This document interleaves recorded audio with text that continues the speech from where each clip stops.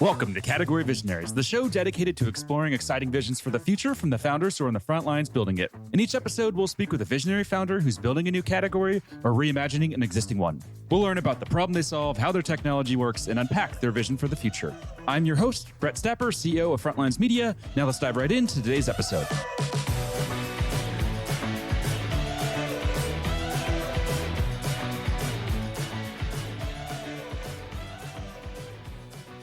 Hey everyone, and welcome back to Category Visionaries. Today we're speaking with Chris Brunner, founder and CEO of Authvia, a conversational commerce platform that's raised $30 million in funding. Chris, what's going on? Not much. How you doing? I'm good. I'm really excited for this conversation. So let's go ahead and jump right in. Talk to us about what you're building. So we've been at this for quite a while now, right? We dove in. My background is the wireless space. Came out of really the emergence of wireless in the early 2000s, right when the iPhone was coming out and Apple, apps exploded. I was running mobile and interactive over at Univision Communications and really kind of saw app fatigue setting in 08, 09, that time frame. 2010, I was running a president of a messaging company. We rolled out Walmart pharmacy to 4,600 locations. And I had an aha moment where I realized that the most ubiquitous, most connected, most trusted form of communication globally was SMS. And as many told me it was going away, I believed it was going up and to the right. As networks got faster and devices got better, and people became more and more exhausted with apps. And the one thing that it dawned on me standing in front of a pharmacy at Walmart where there's a line of people is, why are they still queuing up? And the VP of finance next to me says, well, they still got to pay.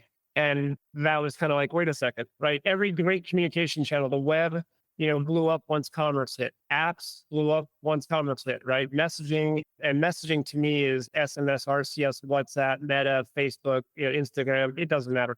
All those digital communication channels, commerce is that next big wave. I think it's going to be bigger than e-commerce. When you start to think about the total amount of devices and connectivity that we've got going on globally, it's absolutely insane. Just to visualize what it looks like, can you explain to us, from a consumer perspective, what the experience looks like? Yeah, I'm sure many of us have seen something similar, right? So text to pay, which is kind of at the tip of what we do. Most people think of that as, I got a link on my phone, I hit the link, I go to a website and make a payment. We got into it early. We connected 250 payment processors and gateways. We connected to all the major messaging and CPaaS companies and all the digital networks. I think over 300 in total collectively. And we've got a global wallet that sits behind it. And we basically leverage tokenization. So if you've ever paid a retailer or a merchant or an ISV or an enterprise, ever paid them digitally before, we can go ahead and grab that token from that payment processor or gateway. We can assign that or register that, or at least identify that as you through your mobile number, through an email, through a WhatsApp, and allow you just to be able to pay with a 4-digit, alphanumeric code. So it'll be like, hey, Brett, your 4 tires are ready for pickup. It's going to be $1,800. You want to go ahead and pay for that now? Reply to A275 to pay a Visa ending 134. Boom, it's done. You get a receipt back. You get a message back. Your card's ready to come pick it up. We patented that back in 2015, along with a number of other patents. So really, again, getting in early kind of let us do some things that were pretty cool to a space that nobody was really paying attention to back then, but they are certainly paying attention to it now. What were you seeing in the world to know that this was the right thing to do? It sounds like you were just hinting at there that people were saying, SMS is dead or SMS is dying. Like, what did you see to know that that was not the case and they were wrong? I think it was probably, like many founders, right? You don't realize it, but you kind of live in your own little world and you live in your own little bubble. And, I had just been living, breathing, and eating wireless since 99. And everything was about that device from going from 2.5G to 3G to 4G to 5G and how that was going to profoundly revolutionize our world. And I drank that Kool-Aid early and I believed it. But I think if you look at those of us, what people do today with their mobile devices, it's probably gone beyond what many of us probably thought was going to happen. But so for me, it was something that I didn't get into this for 2.5 years because I just figured it was everywhere. I thought everybody was doing it. I called everybody. I talked to people. I researched it. I just spent time and I tried to buy companies that said they were doing this. And it just all kept, ending up, but it's not happening. It's not quite there. And to me, it was a no-brainer. It made perfect sense. Everybody I spoke to said, or I showed them a demo. They're like, oh, this is amazing. We were just a little early. But I will be proven right on this. It is in a massive way. Being early can be scary. Has that been the case for you? Oh, yeah. I think the last thing you want to do, is dive into something that's new and, potentially a game changer, certainly globally when you look at this, it will be. But when you dive in and you've got, kids in middle school and high school are now almost out of college, right? It's not the time in your life that you want to be going through, a startup, right? That's generally probably not your connections are great and you've got other means, but at the end of the day, right, there's a lot of trepidation when you go into that a little bit later in life. But my conviction was high, and my conviction has remained incredibly high over the years because it is just confirmed every single day with the types of brands, the card brands, the banks, the big enterprise customers, the SMBs they get on. It's just inevitable. And so I'm very excited. What was that first big paying customer that you landed? And take us behind the scenes. What's the story there?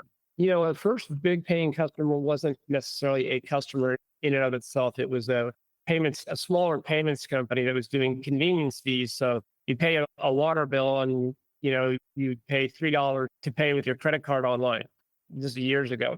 But they brought us in and they had maybe 300 utilities. And so we started off going into, the first 10 or 15 very small utilities, like a town of 5,000, like in Northwest Florida or Southeast Alabama, right? And we can get on phone calls with people and they're like, oh, sweet, Bobby's not going to pay that way. He likes to come in and drop off a check.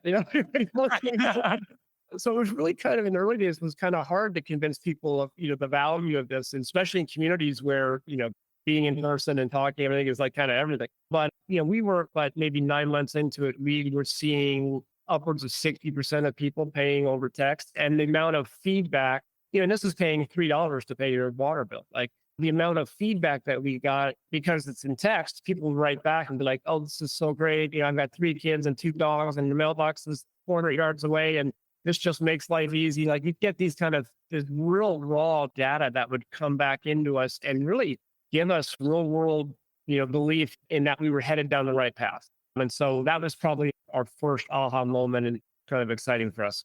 What did the early go-to-market strategy look like? And then how has it evolved? What's it look like today?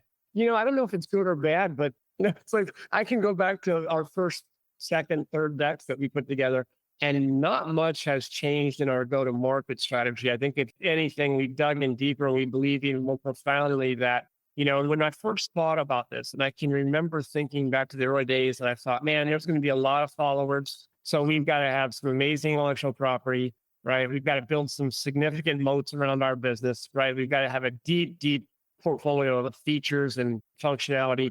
We have to have a great team. And so fortunately, we've checked all those boxes. But really, I think what we set out to do back then is the same thing we're doing today, only at a higher scale. And that is, the internet was all about an open highway, an open freeway. Anybody could get on, you could run as fast as you wanted, and there was no toll roads, right? It was just go, go, go. This space, because it's governed by wireless carriers, because it's governed by big payments companies, it's governed by WhatsApp or Meta, right? All these gatekeepers, all these toll booths. My strategy early on was like we had to partner with and be the partner of choice for all the major payments companies and all the major messaging companies. Now, that's not the fastest path to revenue. Mm-hmm. I can't tell you how many investors have told me, why didn't you just go out and sign up 2,000 dental offices, right? I'm like, yeah, I probably could have done that. I'd have a nice $2 million a year business, and that would have been that. I go, we truly believe that the market opportunity and the total addressable market here is unparalleled, right? So it doesn't matter if it's healthcare, if it's insurance, if it's veterinarians, if it's call centers, if it's debt collection, if it's automotive, school loans, student payments,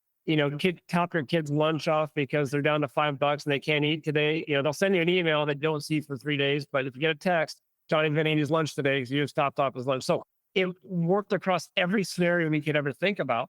And so we stuck with the channel strategy. And we stuck with the kind of behind the scenes, kind of intel inside, if you will. We didn't have the money to go out and try to build a new Venmo or build another PayPal or Stripe. We thought that going out and bringing innovation to the big payments companies, the big banks, and bringing innovation to the big messaging companies was going to be the way for us to kind of really get that market share we were looking for. This show is brought to you by Frontlines Media, a podcast production studio that helps B2B founders launch, manage, and grow their own podcast. Now, if you're a founder, you may be thinking, I don't have time to host a podcast. I've got a company to build. Well, that's exactly what we built our service to do. You show up and host, and we handle literally everything else. To set up a call to discuss launching your own podcast, visit frontlines.io/podcast. Now, back to today's episode. It's smart 'cause I think you're just hinting at that, but like I have this situation all the time where like, a service will get disconnected or I'll have an issue because they were sending it via email and like that just goes into like an endless pit that I'm never going to see. But if you were to text me, I'm going to see it for sure. Like zero chance I'm going to miss a text, but I miss emails every single day. And that has to be just common consumer behavior. It is, and it's almost mind numbing when you get into these organizations and somebody on the other end of the line says, "Oh, well, we do email. Like it's fine." And I'm like, you're not thinking about like it's funny when we get into the office of the CFO, that group cares.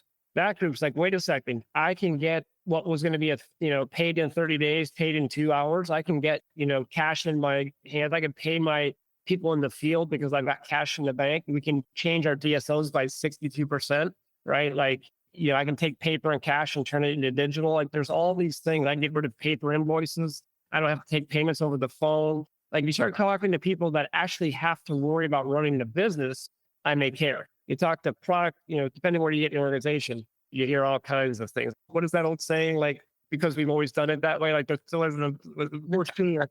You hear that a lot.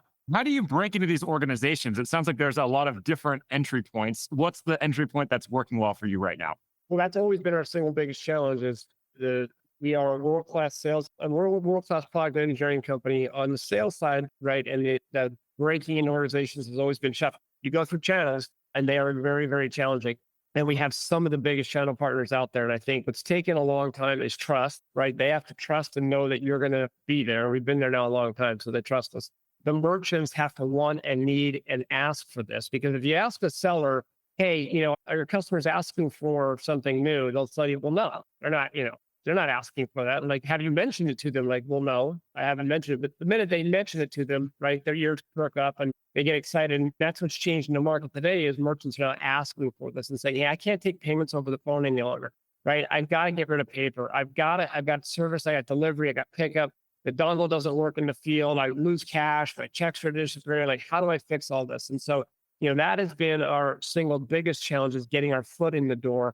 Once we get in the door, I think that the next big challenge has been there's no set buyer in an organization today for what we do, right? You have to kind of wrangle the right group of people together and then you'll see the light bulbs going off and you're like, well, wait a second, we can use this. I have to pay 10 employees. Can I send them a text and send them money? And we're like, yes. And they're like, oh my God, all these different use cases start to come.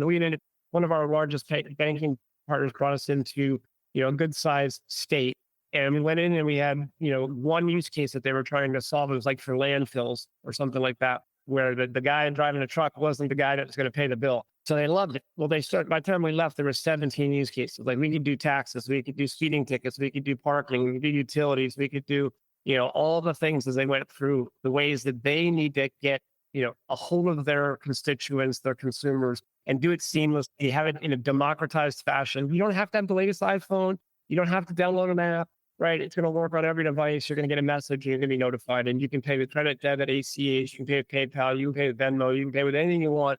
We really don't care. We're just going to make it easy for you to pay and pay with your existing payment processor and pay on the existing payment processor and on your existing messaging rail. So if that state happens to use WorldPay and Fiserv as their back end, and they happen to use, Infobip and Cinch for their messaging, we don't care. We simply just do a configuration. It runs over those messaging rails. It runs over those payment rails. The consumer gets the request, makes the payment, and the state gets their money. You mentioned there's no clear buyer there. Is there a clear line item? Like, is there an established line item where your customers have it sitting there just saying, okay, we know we need to spend money on this. Now we need to go and find the best provider? Or right now, do you have to go in and convince them to even create that line item? Yeah, I think we've been in that process for a long time. We are starting to, in the very early days of going, and there's people that are quite convinced that if they don't have a budget for this yet, they can get one, right? And or they will move. It's more it reminds me of the early days of advertising when online advertising was coming out and I was doing that space. Like they'd have to move budget. They'd have to scrape and kick to get budget off of traditional media to move it into digital because nobody thought digital was going to be big, right? And fight like heck to get that. And then they'd allocate funds to you around the online advertising, that type of thing. And they were in that same kind of world where they might pull money from, customer success or customer service or pull it from, their billing or their accounts payable, accounts receivable, look from financial. So they'll look around and find money because it's a very, very cost-effective solution at all levels. Like there's just nothing out there that I think other than having a card on file that just runs every single, the 30th of the month. Even that, right? 20% of those cards fail every month. They need us, right? Even that, if I can get you to pay on day one versus day 30, you're probably going to like me more. So there's lots of things that we can do to even enhance the best case scenarios. Why would someone say no? Yeah, I'm not the buyer, but just hearing what you're describing, it seems like a no-brainer. Cost is reasonable. That's a massive financial impact on a business if you can get paid day one instead of day 30. Like, how do you say no to this? They can get to the wrong person, right? Either the person just doesn't really care that much about organization, how it impacts others. They think what they're doing is good enough, right?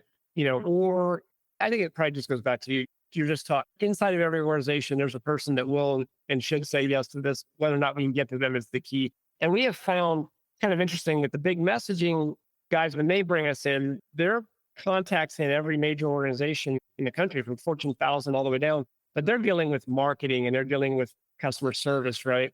When you go in with the payments guys, they're dealing with accounts payable, accounts receivable, they're dealing with their treasury group, they're dealing with financing. And that seems to be a much more effective, and that conversation just takes place much more effectively because you're already in their space. You're just making their life better. What about from a marketing perspective? What are you doing right now from a marketing perspective? Or is it all sales or very, very focused on sales?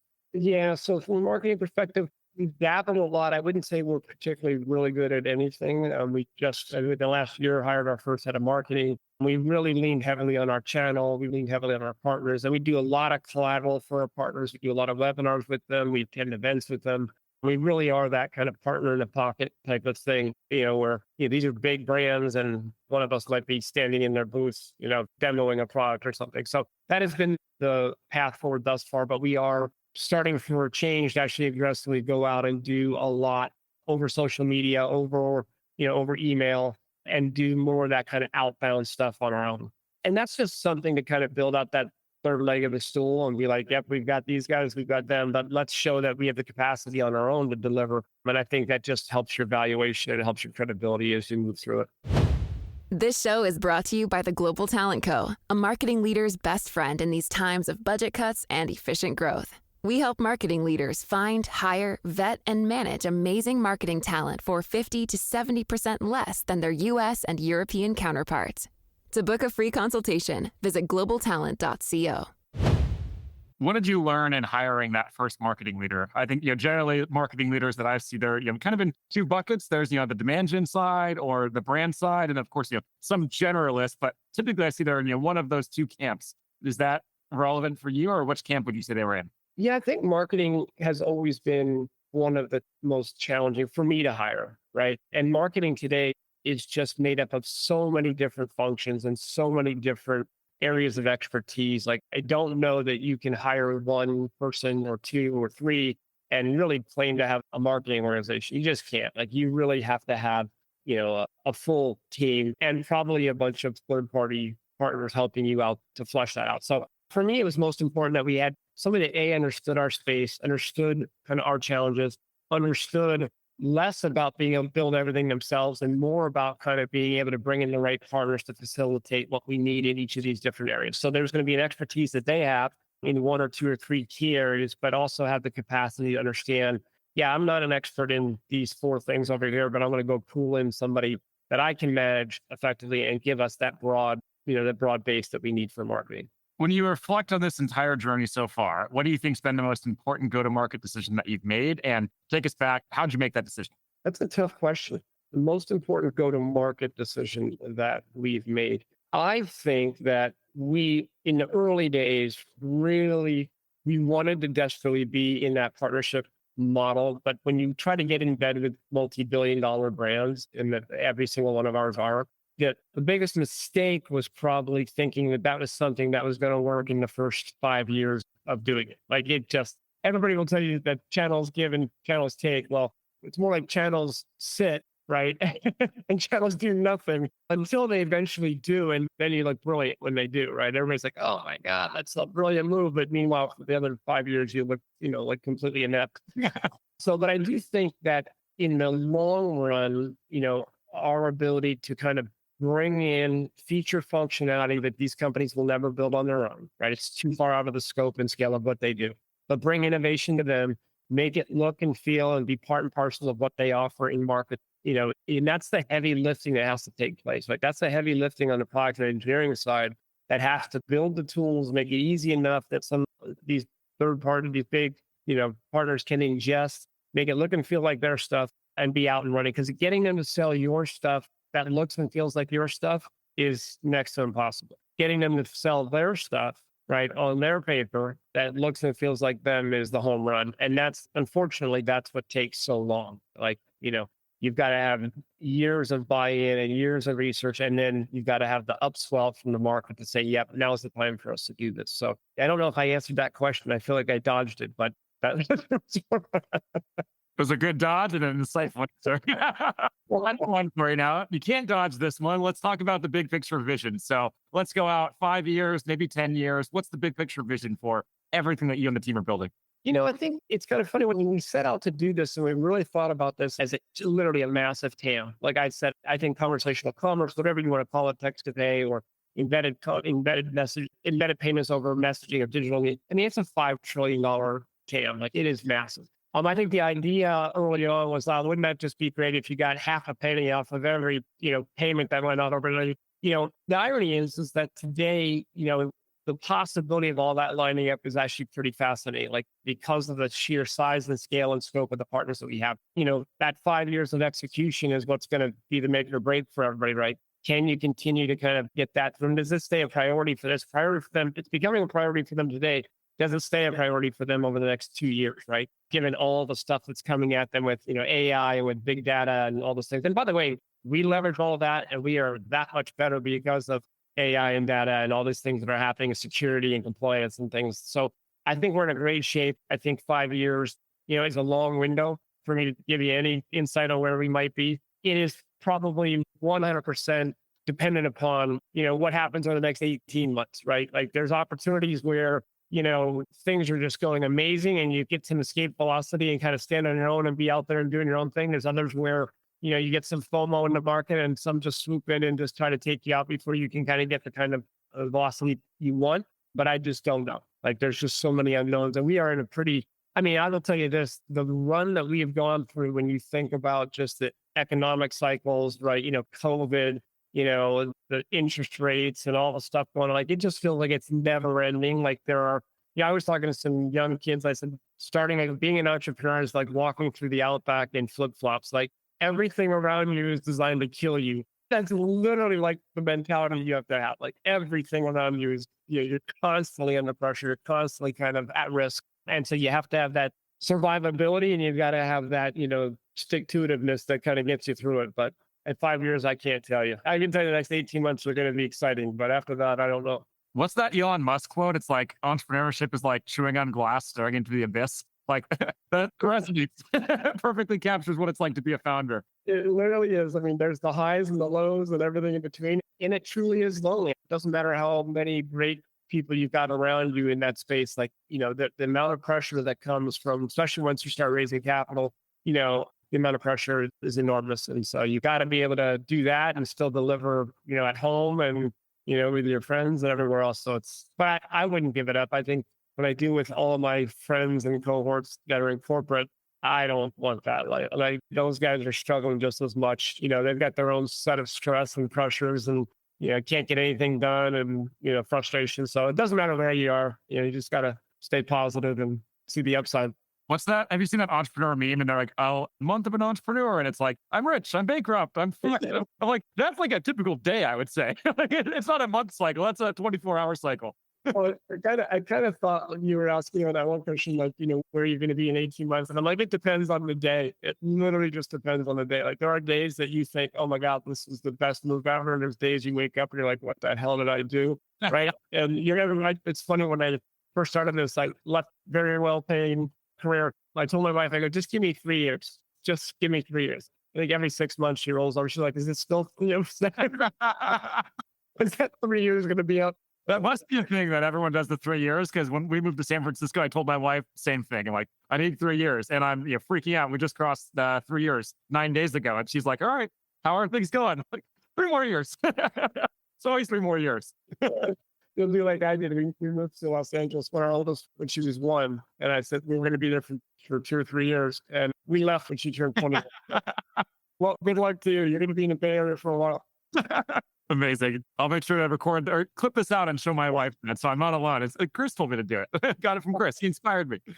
And this has been awesome. Really fun catching up with you. Before we wrap, if there's anyone listening in that just wants to follow along with you, where should we send them? Where should they go?